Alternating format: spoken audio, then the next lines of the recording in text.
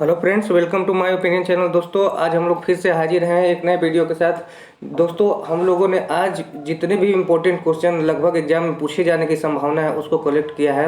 दोस्तों, अब एग्जाम में ज़्यादा समय नहीं है, इसलिए हम लोग फालतू क्वेश्चन पढ़ने से अच्छा है कि जितना भी अच्छे क्वेश्चन जो कि जिनकी संभावना एग्जाम में पूछे जाने की ज़्यादा होती है उसको डिस्कस करेंगे। ठीक है दोस्तों, अगर आपने अभी तक मेरे चैनल को सब्सक्राइब नहीं किया तो सब्सक्राइब कर लें, साथ में बेल आइकन को दबा लें ताकि आने वाले सारे वीडियो का नोटिफिकेशन आपको मिल सके।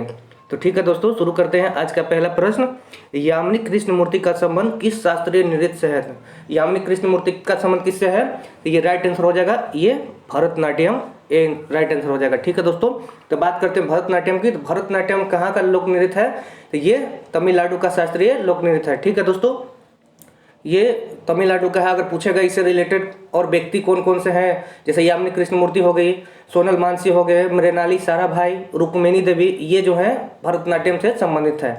अगर ये सेकंड ऑप्शन देखते हैं हम लोग मणिपुर, तो मणिपुर कहाँ की है? ये मणिपुरी जो है मणिपुर का ही है ये। ठीक है दोस्तों, अगर इससे संबंधित व्यक्ति अगर पूछे तो क्या हो जाएगा? कलावती देवी से संबंधित है। झावेरी बहनें जो है ये इनसे संबंधित है, मणिपुर से। ठीक है, अब बात करते हैं कथक की। तो कथक कहाँ की ये लोक नृत्य है? तो ये उत्तर भारत की शास्त्रीय नृत्य है। ठीक है दोस्तों, ये शास्त्रीय नृत्य कहाँ के है? उत्तर भारत की। ठीक है, इससे संबंधित व्यक्ति कौन कौन से हैं? तो सितारा देवी, बिरजू महाराज जो है, लच्छू महाराज है, शोभना नारायण, ये कथक से संबंधित है। ठीक है दोस्तों, ये कथकली शास्त्रीय नृत्य जो है डी नंबर, वो कहाँ की है? तो ये केरल की है। उससे संबंधित व्यक्ति कौन कौन से हैं? तो कृष्ण नायर, शांताराव, ये जो है इससे संबंधित है कथकली से। कथकली कहाँ की है? शास्त्रीय नृत्य है, तो ये केरल की है। ठीक है दोस्तों, तो इससे संबंधित जितने भी फैक्ट्स हैं हमने देख लिए। अब नेक्स्ट देखते हैं, हल्दी के खाने लायक हिस्सा कौन सा है? हल्दी के खाने लायक हिस्सा कौन सा है दोस्तों? तो ये हम लोग का राइट आंसर हो जाएगा बी, प्रकंद। ठीक है दोस्तों, प्रकंद एक तरीका से हल्दी का कौन सा रूप है? ये हल्दी मुख्य रूप से तना है। ठीक है, उसका ये रूपांतरित रूप कौन सा है? प्रकंद जो है, भूमिगत तना का रूपांतरित रूप कौन सा है? प्रकंद। ठीक है दोस्तों, और देख लेते हैं ये और कौन से तना है, इससे संबंधित जितने भी हैं फैक्ट्स हम लोग देख लेते हैं। हल्दी क्या है? ये भी तना ही है। ठीक है, अदरक क्या है? तो ये भी तना ही है। प्याज क्या है? तो ये तना है। भंडा क्या है? तना है। आलू तना है। इसे पूछता है दोस्तों। ठीक है, अगर इससे संबंधित अब जड़ देखते हैं तो जड़ भी पूछता है। जड़ क्या है? तो गाजर, मूली, सलजम, चुकंदर, ये सारे क्या है? जड़ है। ठीक है दोस्तों, अब इसमें भी पूछता है, जैसे कि अभी पूछ दिया है, इसमें क्या है? हल्दी का खाने लायक हिस्सा कौन सा है? प्रकंद है। ठीक है, उसी तरह से आलू पूछ देगा, आलू कौन सा रूपांतरित रूप है? तो ये कंद है। आलू कंद है एक तरह से, ये भी तना ही है, तना का रूपांतरित रूप है कंद। प्याज कौन सा ये हो जाएगा? तो सल कंद हो जाएगा। ठीक है, भंडा या केसर होगा तो वो धन कंद हो जाएगा। ठीक है दोस्तों, देखते हैं नेक्स्ट। 1955 में किस बैंक का नाम बदलकर स्टेट बैंक ऑफ इंडिया रखा गया? ठीक है दोस्तों, तो 1955 में किसका नाम बदलकर बैंक ऑफ इंडिया रखा गया था? तो ये राइट आंसर हम लोग का हो जाएगा D, imperial bank of India. ठीक है दोस्तों, डी आपका राइट आंसर हो जाएगा। तो बात करते हैं तो बैंक ऑफ कलकत्ता। तो बैंक ऑफ कलकत्ता की स्थापना जो है 1806 ईस्वी में हुआ था। ठीक है दोस्तों, बैंक ऑफ बॉम्बे का स्थापना कब हुआ था? तो 1840 में बैंक ऑफ बॉम्बे का स्थापना हुआ था। बैंक ऑफ मद्रास, तो बैंक ऑफ मद्रास का स्थापना जो है 1843 ईस्वी में इसका हुआ था। ठीक है, इसी का जो नाम जो है ना बदल कर दोस्तों 1921 ईस्वी में इंपीरियल बैंक ऑफ इंडिया रखा गया था, जो बाद में 1955 में जाकर क्या हो गया? एसबीआई बन गया, स्टेट बैंक ऑफ इंडिया बन गया। ठीक है दोस्तों, बात करते हैं तो एसबीआई की, जो स्टेट बैंक ऑफ इंडिया है वो भारत का सबसे बड़ा व्यवसायिक बैंक है। ठीक है दोस्तों, एसबीआई की शाखा भारत में सर्वाधिक है। पूछेगा कि सर्वाधिक किस बैंक की शाखा भारत में है? तो वो एसबीआई की शाखा भारत में है। ठीक है दोस्तों, नेक्स्ट देखते हैं हम लोग, भारत में सार्वजनिक निर्माण विभाग का गठन किसने किया था? सार्वजनिक विभाग का गठन किसने किया था? तो ये हम लोग का राइट आंसर हो जाएगा ए, लॉर्ड डलहौजी। ठीक है दोस्तों, लॉर्ड डलहौजी हो जाएगा। तो डलहौजी का शासनकाल पहले देख लेते हैं कब से कब तक था। तो वो 1848 से 1856 तक इसका कार्यकाल था। ठीक है दोस्तों, और इससे संबंधित और जो डलहौजी से संबंधित क्वेश्चन पूछे जा सकते हैं वो कौन कौन से हो सकते हैं देख लेते हैं। ठीक है, इसे रेल डाक तार का जनक माना जाता है। ठीक है, रेल का जनक भी इसी को माना जाता है। ठीक है, पहली बार रेल कब चला था? तो अगर पूछ देगा कि भारत में पहली बार रेल कब चला था, तो 16 अप्रैल 1853 को। कहाँ से कहाँ तक चला था? तो ये मुंबई से थाने। तो कितना किलोमीटर चला था कभी कभी ये भी पूछ लिया जाता है। तो ये 34 किलोमीटर चला था। ठीक है दोस्तों, 34 किलोमीटर चला था मुंबई से थाने।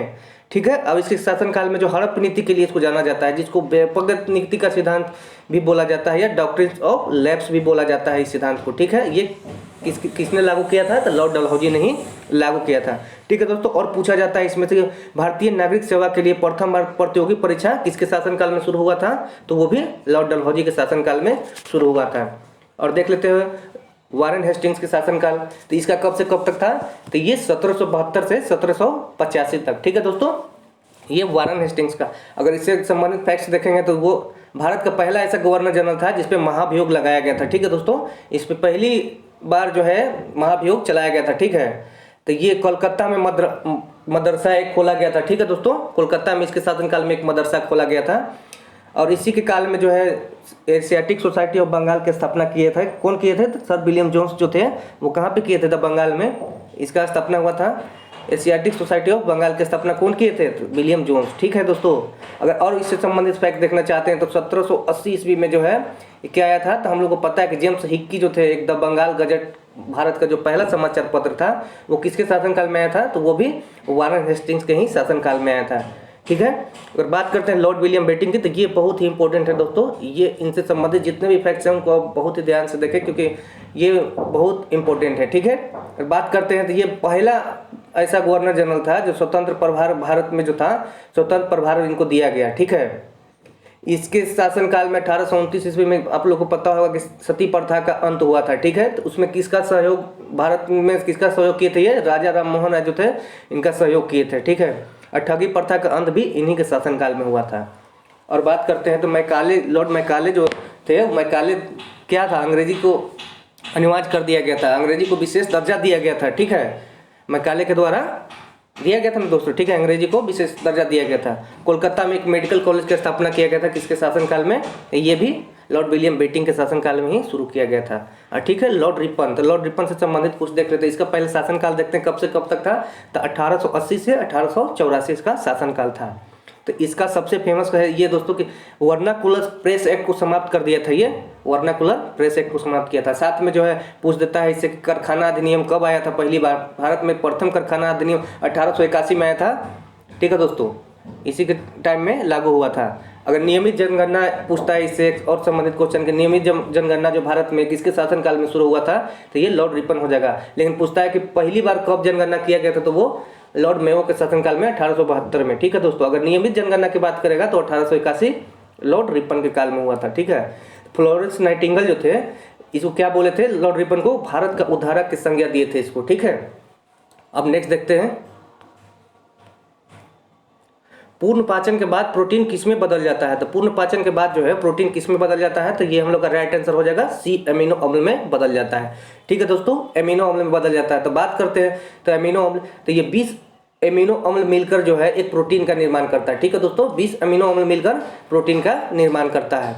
ठीक है, तो प्रोटीन शब्द का प्रयोग सबसे पहले कौन किया था? तो प्रोटीन शब्द का प्रयोग सबसे पहले किया था बर्जीलियस किया था। ठीक है दोस्तों, तो ये राइबोसोम को प्रोटीन की फैक्ट्री कहा जाता है। बार बार ये क्वेश्चन पूछा जाता है कि प्रोटीन की फैक्ट्री किसको कहते हैं? तो राइबोसोम को कहते हैं। ठीक है दोस्तों, तो ये प्रोटीन क्या है? तो प्रोटीन एक जटिल कार्बनिक यौगिक है। ठीक है, पूछता है कि प्रोटीन क्या है? तो जटिल कार्बनिक यौगिक है।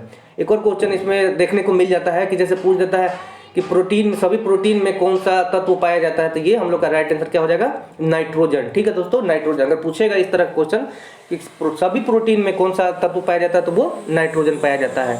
और बच्चों में प्रोटीन की कमी से कौन से दो फेमस बीमारी होती है? तो क्वार्सियोकर और मरासमस जो है बहुत ही खतरनाक बीमारी है जो बच्चों में प्रोटीन की कमी से होती है। ठीक है दोस्तों, कभी कभी पूछता है कि सोयाबीन में सर्वाधिक प्रोटीन पाया जाता है। ठीक है दोस्तों, पूछ दिया जाता है, तो ध्यान रखेंगे सोयाबीन में सर्वाधिक प्रोटीन पाया जाता है। तो मनुष्य के शरीर में कितने प्रोटीन की आवश्यकता होती है? तो 20 प्रकार के प्रोटीन की आवश्यकता होती है। ठीक है दोस्तों, इसको हम लोग ध्यान में रखेंगे। जो प्रोटीन से संबंधित जितने भी फैक्ट हैं हमने देख लिए यहाँ पे। ठीक है, नेक्स्ट देखते हैं, तमिलनाडु तट पर शीतकालीन वर्षा किस कारण से होती है? तो किस कारण से होती है तमिलनाडु के तट पे शीतकालीन वर्षा? ठीक है दोस्तों, तो ये हो जाएगा उत्तर पूर्वी मानसून के कारण होता है। ये हम लोग का राइट आंसर हो जाएगा। ठीक है दोस्तों, तो भारत में सर्वाधिक वर्षा अगर पूछेगा कि किस मानसून से होती है तो ये दक्षिण पश्चिम मानसून से सर्वाधिक वर्षा होती है। लेकिन अगर तमिलनाडु की बात करेगा तो वो कब हो जाएगा? लौटती हुई मानसून जिसको हम लोग बोलते हैं। तो ये लौटती हुई मानसून उस समय ठंडा के दिन में वहाँ तमिलनाडु के तट पर बारिश करवाती है। ठीक है दोस्तों, उत्तरी भारत के मैदानी भाग में ठंडा मौसम जो होता है तो वर्षा का उसके कारण में क्या है? तो पश्चिमी विक्षोभ या जेट स्ट्रीम के कारण होता है। ठीक है, अगर बात करते हैं यहाँ पे दिया हुआ है चक्रवात। चक्रवात क्या होता है? तो चक्रवात में कभी कभी पूछता है कि केंद्र में दाब उच्च होता है कि निम्न होता है। तो ठीक है, ध्यान रखेंगे इसको। तो चक्रवात के केंद्र में दाब क्या होता है? कम होता है। केंद्र में क्या होता है? दाब कम होता है। और हवा किधर किधर की ओर जाती है? तो इसमें हवा जो है बाहर से भीतर की ओर जाती है। ध्यान रखेंगे कि चक्रवात में केंद्र में दाब कम होता है और हवा जो है बाहर से भीतर की ओर जाती है। ठीक है, अगर प्रति चक्रवात की बात करें तो इसका उल्टा हो जाता है। जब केंद्र में दाब क्या हो जाएगा? उच्च हो जाएगा और हवा क्या है? अंदर से बाहर की ओर जाती है। ठीक है दोस्तों, देखते हैं नेक्स्ट क्वेश्चन। अगर राष्ट्रपति और उपराष्ट्रपति का पद रिक्त हो जाए तो राष्ट्रपति के रूप में कौन कार्य करेगा? ठीक है दोस्तों, राष्ट्रपति के रूप में कौन कार्य करेगा? तो ये हो जाएगा हम लोग का राइट आंसर सी, भारत का मुख्य न्यायाधीश जो है, आंसर हो जाएगा सी। ठीक है दोस्तों, अगर मान के चलिए ये ऐसा तो अभी हुआ नहीं है, लेकिन भारत में आज तक एक ही बार ऐसा हुआ है इतिहास में, जब 1969 में जो है बीबी गिरी जो कार्यवाहक राष्ट्रपति थे, तो राष्ट्रपति चुनाव में भाग लेने के लिए जो था त्याग पत्र दे दिए थे ये। ठीक है दोस्तों, तो उस समय कौन अध्यक्षता किए थे? सॉरी, कौन उस समय बने थे? तो उस समय भारत के मुख्य न्यायाधीश एम हिदायतुल्ला जो थे, जो 20 जुलाई 1969 से 24 अगस्त 1969 तक कार्यरत रहे थे राष्ट्रपति के रूप में। एक और क्वेश्चन पूछता है दोस्तों कि ऐसा कौन एकमात्र व्यक्ति है जो मतलब मुख्य न्यायाधीश, उपराष्ट्रपति और राष्ट्रपति के पद पर रह चुके हैं? तो वो एम हिदायतुल्ला हो जाएंगे। एकमात्र भारतीय हैं जो मतलब तीनों पोस्ट पे काम कर चुके हैं। ठीक है दोस्तों, यदि बात करें तो मुख्य न्यायाधीश अगर नहीं रहता है तो उच्चतम न्यायालय के वरिष्ठतम न्यायाधीश जो है वो राष्ट्रपति के रूप में काम करेंगे। अगर वो भी नहीं रहते तो कौन करेंगे? वरिष्ठतम न्यायाधीश जो रहेगा। अगर बात करें कि अगर उपराष्ट्रपति का पद खाली रहेगा, तो अगर उपराष्ट्रपति का पद खाली रहता है इसका कोई पद ग्रहण नहीं करता है दोस्तों। ठीक है, राष्ट्रपति का कर लेता है, लेकिन उपराष्ट्रपति का पद अगर 6 महीना के अंदर आपको चुनाव कराना होता है, उसका पद पे कोई नहीं आता है। ठीक है, ठीक है दोस्तों, नेक्स्ट देखते हैं।